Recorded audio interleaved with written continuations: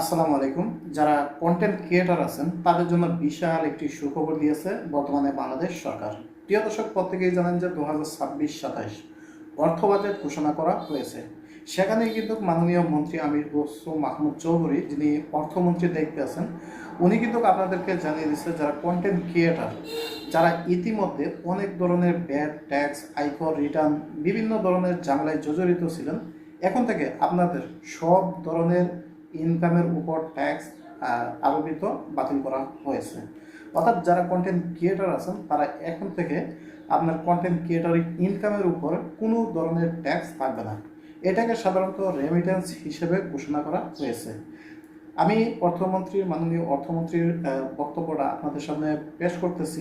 তার আগে আমি বলে দিই, যত ধরনের আপনাদের এতদিনের অভিযোগ ছিল যে বিভিন্ন ধরনের ভ্যাট ট্যাক্স কাটা হতো বা বিভিন্ন ধরনের কর কাটা হতো, সেগুলো কিন্তু এখন থেকে সম্পূর্ণভাবে নিষিদ্ধ, আর কাটা হবে না।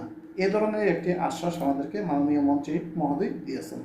তো আপনারা পুরো বক্তব্যটা শুনেন, তাহলেই কিন্তু আপনারা বুঝতে পারবেন। আমাদের দেশে যারা কন্টেন্ট ক্রিয়েট করে তাদের উপর যে ধরনের আয় কর ছিল সেটা সম্পূর্ণভাবে উঠিয়ে দেওয়া হয়েছে।